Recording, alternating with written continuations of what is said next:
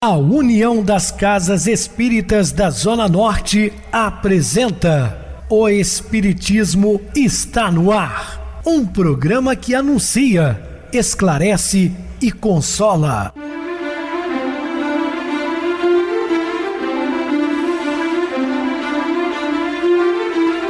Não se turve vosso coração.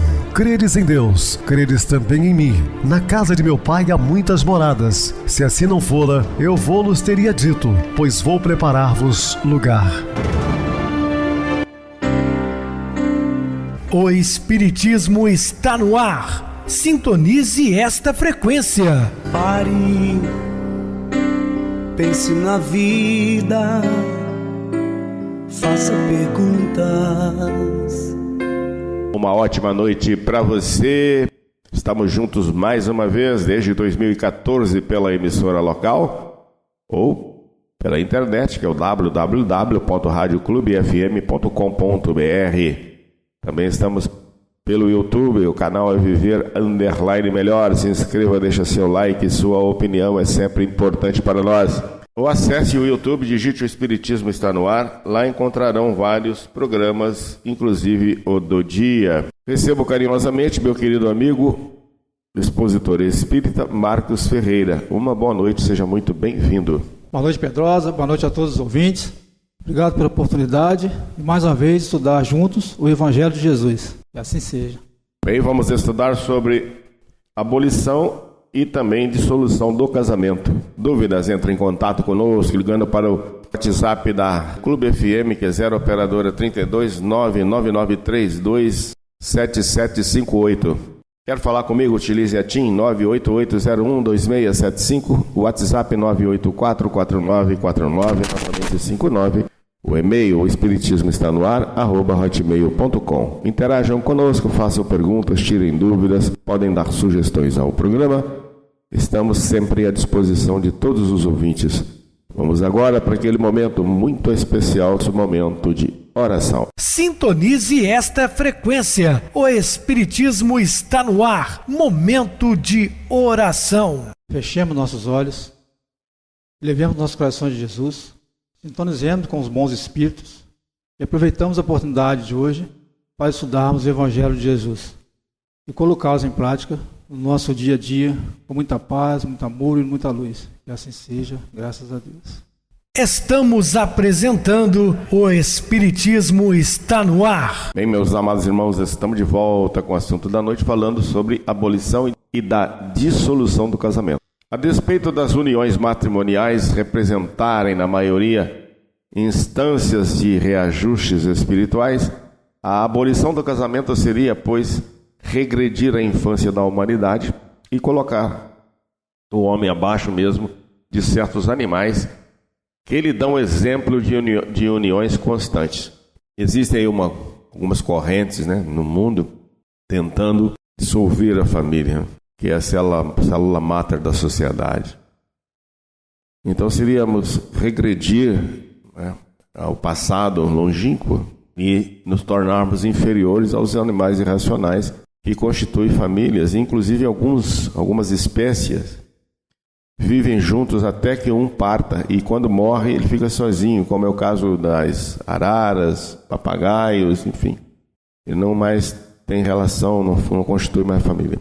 Seria uma regressão imensa, pensar dessa maneira. Para o espírita, o matrimônio na Terra é sempre resultante de determinadas resoluções tomadas na vida do infinito, antes mesmo de reencarnar. Lá nós já acertamos, com a futura esposa, com o futuro esposo, também com os futuros filhos. Sejam por orientação dos mentores mais elevados, quando a entidade não possui a indispensável educação para manejar as suas próprias faculdades, ou em consequência de compromissos livremente assumidos pelas almas antes das suas novas experiências no mundo. Razão pela qual os consórcios humanos estão previstos na existência dos indivíduos no quadro escuro das provas expiatórias ou no acervo de valores das missões que regeneram e santificam. Existem também alguns que vão na contramão, assumiram compromissos no mundo espiritual com determinada pessoa e chegando aqui foi muito afoito, encontrou o primeiro ou a primeira e logo em seguida se casa. Certamente terão problemas, mas desde que assumiu o matrimônio deve cumpri-lo da melhor maneira possível. Fica adiada para uma próxima encarnação, compromisso então com aquela pessoa lá na erreticidade. E uma coisa também muito interessante, o Espiritismo não diz que você não possa separar, não. Está lá, indissolubilidade do casamento, tá? É no Evangelho segundo o Espiritismo. Essa coisa formal da separação, às vezes até mesmo judicial, separados já estão, não? E a doutrina espírita entende o seguinte: se partir para uma agressão verbal, e em alguns casos até física, é melhor que separe.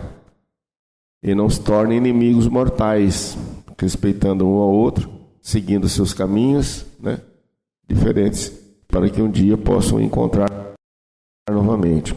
O Espiritismo é evangelho e contribui assim de maneira inigualável para que os alicerces do Instituto do Matrimônio se consolidem na esfera terrestre e se prolonguem nos planos espirituais por ensinarem que as lições humanas respeitáveis objetivam em princípio redimir almas. A gente sempre fala que o lar é o cadinho efervescente, né, onde as famílias vão se reencontrando para um burilamento, para o aperfeiçoamento. Mas como eu estava dizendo antes, então, por exemplo, se parte para uma agressão, é melhor que se separe, não se tornando inimigos, né, respeitando obviamente o espaço do outro, e siga, porque a gente também não pode suportar uma relação onde existem gritos estridentes, tratamento mal para com os filhos, né, violências.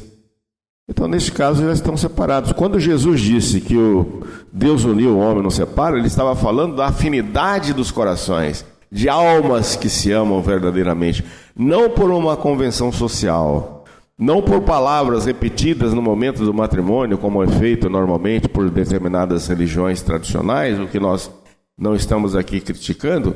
Inclusive é uma cerimônia muito bonita, mas são palavras jogadas ao vento. As uniões que o Cristo fala que o homem nos separa são aqueles espíritos afins, aquelas almas realmente que se reencontram e que se amam de verdade, independente do momento que estejam vivendo, nos bons e também nos difíceis, nos ruins, né? Isso jamais separa. Agora, aqueles casamentos de hoje em dia, que é muito comum por interesses materiais, né?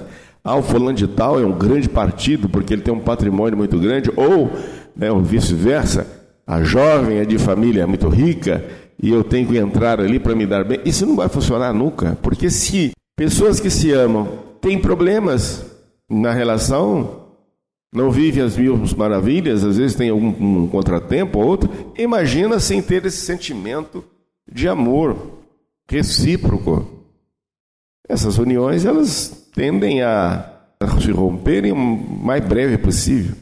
Qualquer descontentamento é o fim, né?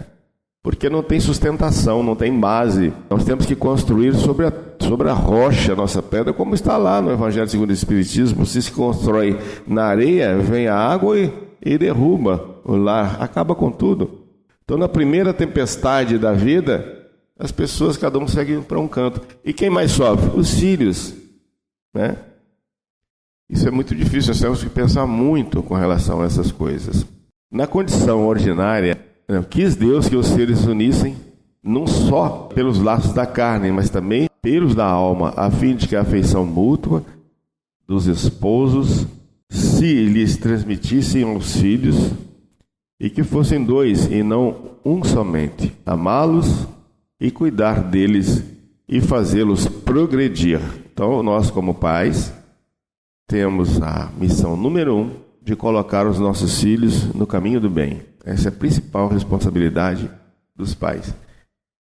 Nas condições ordinárias do casamento, a lei do amor é tida em consideração de modo nenhum. Não se leva em conta a afeição de dois seres que, por sentimentos recíprocos, se atraem um para o outro, visto que as mais das vezes essa afeição é rompida, como eu citei agora há pouco, com outros interesses escusos que não tem nada a ver com o sentimento. O de que se cogita não é da satisfação do coração, e sim do orgulho, da vaidade, da cupidez, numa palavra, de todos os interesses materiais, são meramente materiais, né? Quando tudo vai pelo melhor, consoante esses interesses, disse que o casamento é de conveniência, e quando as bolsas estão bem aquinhoadas, disse que os esposos igualmente são muito felizes, hão de ser. Nem a lei civil, porém, nem os compromissos que ela faz se contraiam pelo suprir da lei do amor. Se esta não preside a união, resultando frequentemente, separam-se por si mesmos os que forçam se unirem. E outra coisa que eu quero dizer, a quantidade de processos na justiça por casais que se romperam e que tinham bens materiais, às vezes ficam por longos anos brigando na justiça, se tornando verdadeiros inimigos, né? Partem às vezes até para as redes sociais, um denegrindo a imagem do outro. Uma coisa absurda, né? Como pode algo assim? Daí as uniões infelizes que acabam tornando-se criminosas, dupla desgraçada que se evitaria, e ao estabelecerem as condições de matrimônio, se não abstrair-se da união que sanciona aos olhos de Deus, essa lei de Deus é a lei de amor. Outro ponto importante que devemos considerar é que o casamento, no sentido de organização social, não deverá desaparecer da face do planeta, porque faz parte do processo civilizatório, faz parte do processo evolutivo, são leis divinas criadas por Deus e não por homens, não? Existirá sempre uma fórmula normativa para regulamentar as relações humanas, uma vez que a lei civil tem por fim regular as relações sociais e os interesses das famílias, de acordo com as exigências da civilização. Por isso é útil, necessário, mas variável. Deve ser previdente, porque o homem civilizado não pode viver como selvagem. Nada, entretanto, nada absolutamente se opõe o que ela seja ao contrário da lei de Deus, ao contrário da lei do amor. Portanto, meus queridos irmãos, respeitemos nossos pares, nossos companheiros e companheiras. Nós estamos, como eu disse, responsabilidade de colocar os nossos filhos que não são nossos, estão sob nossa tutela, de colocá-los no caminho do bem. E responderemos isso na erraticidade. Se o filho, por si próprio, né, ele, com toda a orientação que teve, seguiu caminhos errados, escusos, aí a responsabilidade é dele. Mas se eu fui um pai relapso, uma mãe relapsa, e deixei que o filho corresse rédeas soltas e por isso ele se tornou um delinquente, a minha companheira, nós responderemos por isso no mundo espiritual. Tomemos muito cuidado com relação a isso. Que não há improvisação nos procedimentos que antecedem as experiências reencarnatórias. Existe, na verdade, uma planificação fundamentada na lógica e na moralidade, tendo em vista o progresso espiritual da criatura humana. Dessa forma, estarão previstos no planejamento reencarnatório não somente o tipo e o número de espíritos reencarnantes, mas também as características de cada renascimento. Trata-se, obviamente, de uma planificação flexível, adaptável à realidade da vida no plano físico e de acordo com as provações programadas para o espírito, uma vez que os orientadores espirituais compreendem que uma série de interferências pode ocorrer, independentemente da vontade do reencarnante. Entretanto, sabemos que um compromisso dessa envergadura é concretizado cedo ou tarde. Se um espírito, por exemplo, não pode renascer como filho de um casal, por força das circunstâncias, retornará como neto, sobrinho, filho, adotivo ou sob forma que a providência divina determinar. O importante é que os planos definidos no planejamento reencarnatório sejam atendidos. A rigor, não deveria haver um controle da natalidade, consoante o entendimento espírita que temos sobre o planejamento reencarnatório. Entretanto, Joana de Ângeles nos elucida.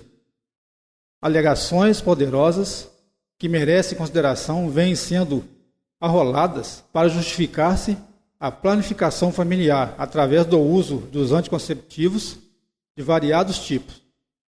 São argumentos de caráter sociológico, econômico, demográfico, considerando-se com maior vigor os fatores decorrentes das possibilidades de alimentação numa terra tida como semi-exaurida de recursos para nutrir aqueles que se multiplicam geometricamente com espantosa celeridade.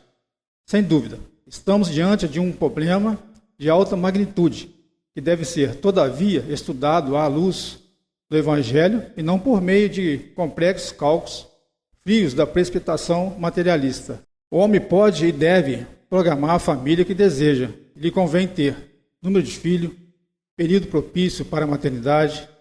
Nunca, porém, se eximirá aos imperiosos resgates a que faz jus, tendo em vista o seu próprio passado.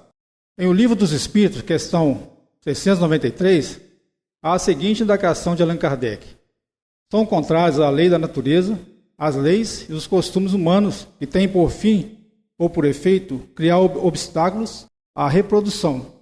Os espíritos superiores, respondendo à pergunta do codificador, afirmam: tudo que embaraça a natureza em sua marcha é contrário à lei geral. Essa afirmativa merece maior reflexão, a fim de que possamos aprender o seu verdadeiro significado.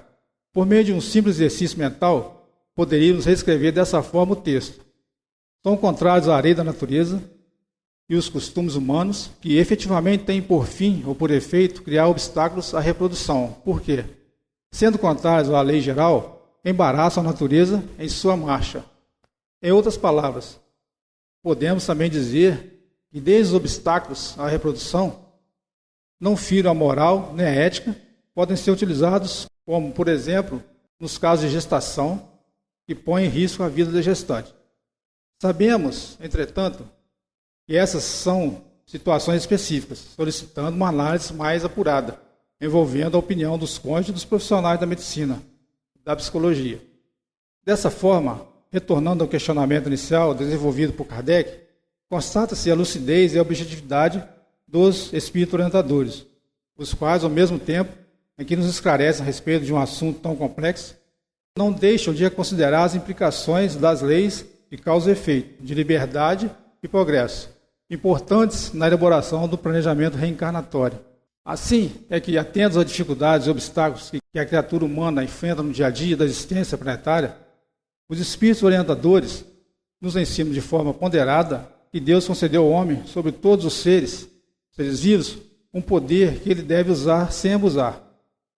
Pode, pois, regular a reprodução de acordo com as necessidades. Não deve opor-se-lhe sem necessidade. A ação inteligente do homem é um contrapeso que Deus dispôs para restabelecer o equilíbrio entre as forças da natureza, e ainda isso o que distingue dos animais, porque ele obra com conhecimento de causa. Sendo assim, no que tange ao controle da natalidade humana, objeto hoje de complexas pesquisas nos campos da biologia, da genética, da farmacologia, da sociologia, etc., e de acalorados debates entre teólogos e moralistas de várias tendências, a doutrina espírita nos autoriza a afirmar que, em havendo razões realmente justas, para isso, pode o homem limitar sua prole, evitando a concepção. Dessa forma, o controle da natalidade passa a ser legítimo quando há justificativa de ordem superior que impeça ou dificulte o renascimento de espíritos. No entanto, criar obstáculos à reprodução em atendimento aos anseios da sensualidade e da luxúria prova que predominância do corpo sobre a alma enquanto o homem é material. Analisando especificamente os efeitos da pílula anticoncepcional no controle da natalidade, Jorge Andréa nos esclarece, no caso da utilização das pílulas anticonceptivas, anovulatória oral, no seio das quais se encontram combinadas estrógenos e progestógenos, ao quais se encontram combinados estrógeno e progestógeno, haverá inibição dos hormônios gonadotróficos FSH e LH, secretados pela hipófise. Consequentemente, não existirá também estimulação para a maturação dos folículos ovarianos, com a respectiva ovulação. Pelo exposto, podemos avaliar o processo agressivo das estruturas gonáticas no organismo femininos, que as pílulas anticoncepcionais podem determinar. Se as pílulas atuassem exclusivamente nas regiões materiais, estaríamos de modo irrestrito ligados aos conceitos defendidos pela ciência, quanto ao seu uso. Entretanto, a existência dos campos perispirituais, praticamente zona de acoplamento com a matéria, possibilita novos pensamentos indispensáveis à própria biologia, e por enquanto não possui condições de mais precisa abordagem. A utilização de anovulatórios tem indicação da regularização do ciclo menstrual, podendo ser estendida a um equacionamento de planejamento familiar, tendo certas medidas nas quais possamos avaliar não só as influências nas estruturas funcionais do corpo físico, como também e principalmente na posição ética e moral pelos seus efeitos nos campos espirituais. Conhecer essas posições na avaliação da utilização adequada de anticoncepcionais é permitir-se um conhecimento mais profundo das leis morais e da própria vida. Da universalidade de posição pode propiciar. Por tudo isso, o controle da natalidade só poderá ter sentido quando avaliando de muitos ângulos, onde as diversas estruturas individuais, físicas e psíquicas possam ser devidamente apreciadas e bem equacionadas. Mas o que está presenciando é a degradação de costumes, ampliando e destroçando a organização genética, com imensos reflexos nos futuros desajustes familiares, onde os mecanismos da reencarnação respondem com severas reações. A título de ilustrações, inserimos em seguida pequeno texto de um diálogo ocorrido entre o assistente Silas e o espírito Hilário, relatados por André Luiz no livro Ação e Reação. Já que nos detemos em matérias de sexologia, na lei de causa e efeito, como interpretar a atitude dos casais que evitam os filhos dos casais dignos e respeitáveis, sob todos os pontos de vista que sistematizam o uso dos anticoncepcionais? Silas sorriu de modo estranho e falou: se não descambam para a delinquência do aborto, na maioria das vezes são trabalhadores desprevenidos, que preferem poupar o suor na fome de reconforto imediatista. Infelizmente, para eles, porém, apenas adiam realizações sublimes, os quais deverão fatalmente voltar, porque há tarefa de lutas em família que representam um preço inevitável de nossa regeneração.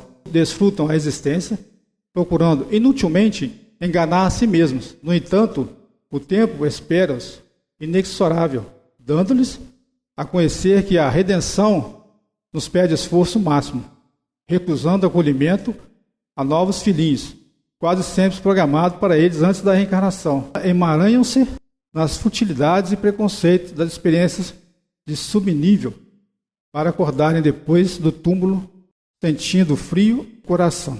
Então, meus irmãos, nós temos já um planejamento reencarnatório, onde conhecemos, onde fizemos combinação no mundo espiritual, ter nossas famílias, nossos filhos. E estamos, a doutrina espírita também diz que estamos aí, ter os nossos filhos, de acordo com a nossa necessidade, aqui, no nosso planejamento com o nosso cônjuge. Bom, e dentro desse processo, pedir sempre orientação à espiritualidade, para que assim possamos ser bons pais e cuidar dos nossos filhos que não são nossos. São espíritos que nós estamos conosco, sob nossa guarda, sob a nossa orientação, e esperançosos e desejosos de fazer um trabalho de iluminação e de instrução para esses espíritos. Em relação à concepção, o controle que se dá, existem casos e casos que pode interromper a gravidez, depende, é um assunto complexo, deve ser tratado com cuidado, com muito carinho, para que não haja transtornos em nenhuma das partes, Cuidemos, pedimos sempre a iluminação de Deus, dos bons espíritos, para que possamos fazer o melhor. Muito bem, Marcos, bem explicado. Vamos agora para o intervalo musical, a seguir a nossa oração final. Indignados. A indignação é necessária para marcar a nossa repulsa contra atos deliberados de rebelião ante as leis do Senhor. Vivemos tempos de indignação e de indignados. Notícias nos deixam transtornados. Imagens, vídeos que correm pelos meios de comunicação nos deixam perplexos diante de tantos absurdos. Muitas coisas que não imaginávamos que ainda acontecessem neste mundo, lá estão, deixando claro que vivemos num planeta em crise, doente, em transformação. Uma vez indignados, não satisfeitos, precisamos então indignar os outros. Por isso, espalhamos as notícias, muitas vezes sem conhecimento total dos fatos, disseminando uma espécie de mal-estar para mais e mais pessoas. A indignação é necessária. Ela marca a nossa repulsa.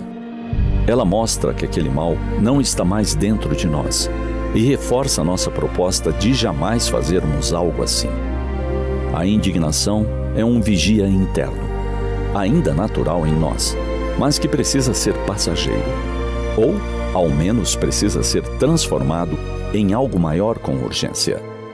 Notemos que toda vez que permanecemos na mera indignação e prolongamos esse sentimento em nós, disseminando-o para outros, nos tornamos um pouco mais do mesmo mal, apenas de forma diferente.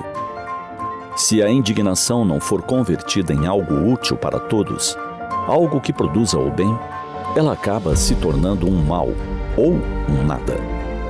Você viu? Olha que absurdo! Gente, fiquei pasmo com isso. Percebamos como quase sempre estamos sendo apenas os críticos de plantão, observando as situações por nossa cômoda janela, enquanto não ajudamos em nada. Pelo contrário, atrapalhamos. Vibramos mal, tornamos o ambiente espiritual do planeta, da cidade, de nosso entorno, mais pesado, mais difícil. Não somos capazes de realizar uma prece por aqueles que estão em desequilíbrio, que cometem esse ou aquele desatino que nos chocou. Lembremos que os doentes precisam de remédio, não de nossa repulsa, de nossas acusações ou condenações imediatas. Indignação constante nos leva ao pessimismo, nos leva a um falso ar de superioridade, exalando falta de fraternidade. Ante a manchete do jornal, por mais que possamos afirmar que jamais teríamos esse comportamento que nos escandaliza, lembremos que nem sempre fomos assim. Se hoje estamos mais esclarecidos, ontem não estávamos. E talvez tenhamos cometido desatinos, para os quais as leis maiores nos viram com compaixão. Antes de julgar, é importante fazer o exercício do será. Será que numa situação idêntica a essa, na mesma condição de entendimento e de vida daquelas pessoas, não faríamos o mesmo? Vale a pena analisar nossa indignação da próxima vez que ela aparecer muito inflamada. Pode sinalizar algo mais, disfarçado sutilmente de um espelho em que nós mesmos nos vemos. Pode ser um mecanismo de defesa do ego. Compaixão. Talvez com o tempo, a indignação deva se transformar em compaixão, pois esse valor da alma é muito mais nobre. Ela não deixa de perceber as infrações à lei maior, ao respeito, à fraternidade, mas se propõe de imediato a não condenar infração ou infratores. Pensemos nisso.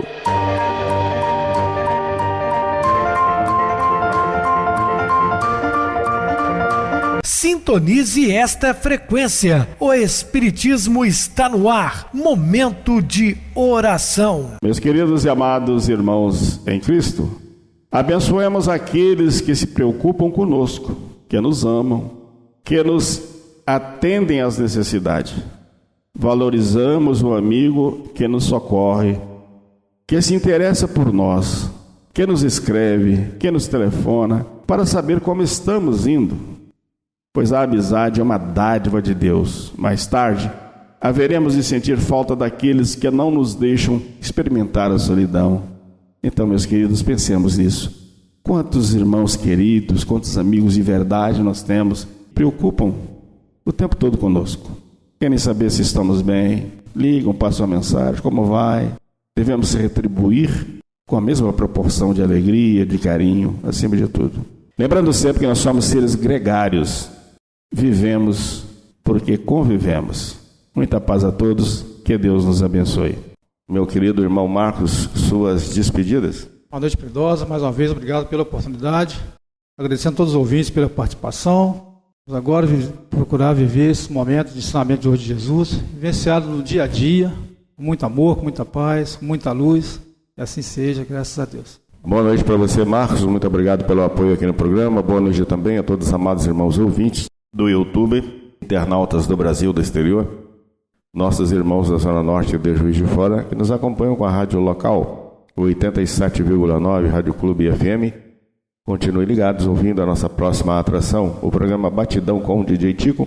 A seguir, na voz de Ailton Moreno, o Encontro Central. Boa noite a todos e até amanhã, se Deus quiser.